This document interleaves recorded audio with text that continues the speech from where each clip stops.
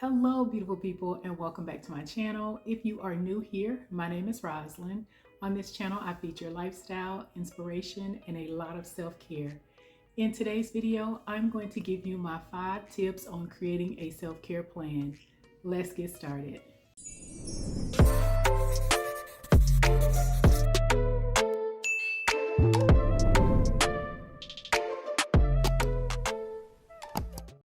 So I know you keep hearing the buzzword self-care, and a lot of people think self-care is a lot of things, and it actually is a lot of different things. It can be so different for each person. It really just depends on your needs.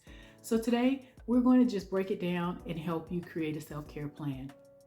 All right, so the first thing that you want to do is assess your habits. You want to think about all the things that you do throughout the day. I tell people to, first of all, make a list Monday through Friday of all the things that you do. A lot of people kind of do the same thing Monday through Friday during the day, and then in the afternoon sometimes, especially if you have kids, it may be different each day depending on their activities. But make a list or take inventory of your time in general. Also, you want to do the same thing on the weekends. It really just depends on how you want to work your self-care in. But the first thing that you definitely need to do is kind of create a big picture. Think about all the habits that you currently have.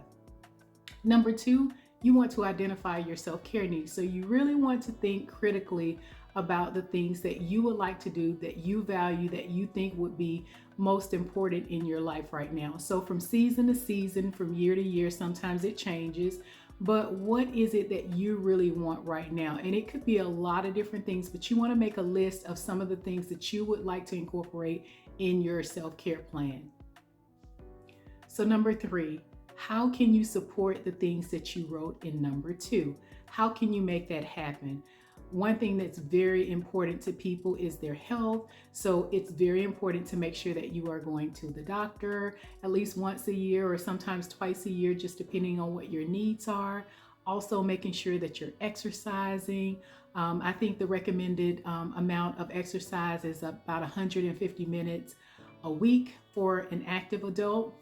You also want to make sure that you are getting in your sleep. That is also important. And you want to make sure that you are eating healthy as far as nutrition is concerned. So what you're going to do at this stage is you're going to think about all the things that you wrote down for your self-care plan. And a lot of people's self-care plan really falls around those 4 things that I just mentioned. So how is it that you can work out? Maybe you don't have the funds or the money to go to an actual gym, so maybe you can walk around your neighborhood.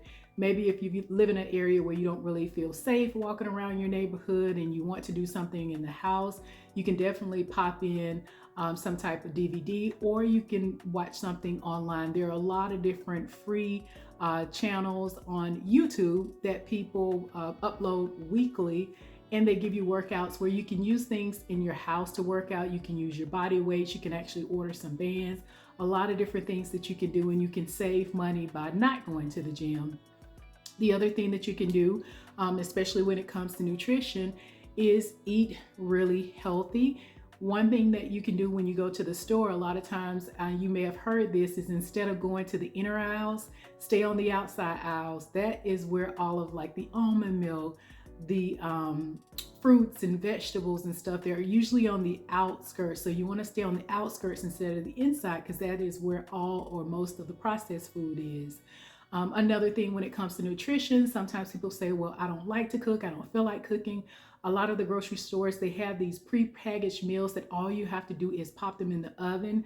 Most of them are very nutritious. They're portion control sizes, so you don't have to do a whole lot to it. Sometimes you just sprinkle some, seasoning on it, but a lot of them actually come with the seasoning on it.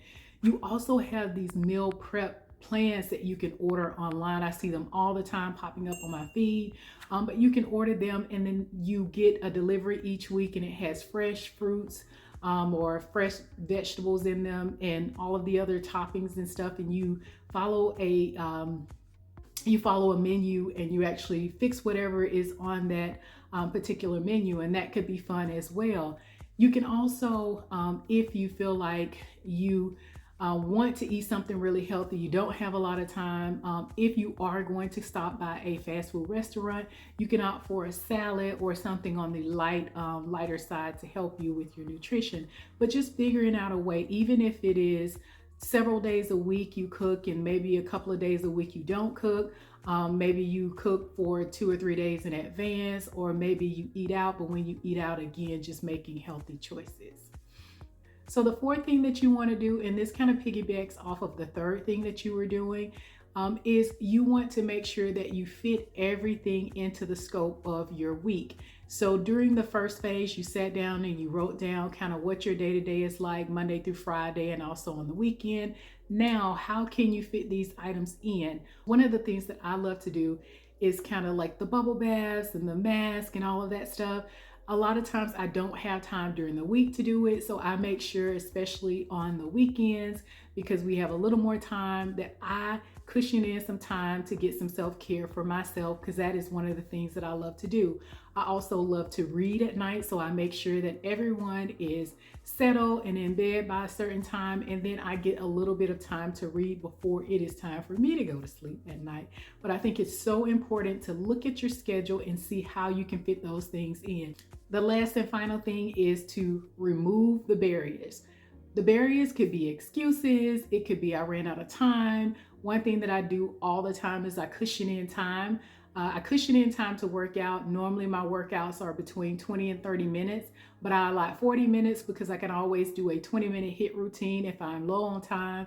But then I always do stretching and some other things as well. So I make sure that I remove any barrier. Again, if you can't afford to pay for the gym, you can do things at home. So that's not a barrier.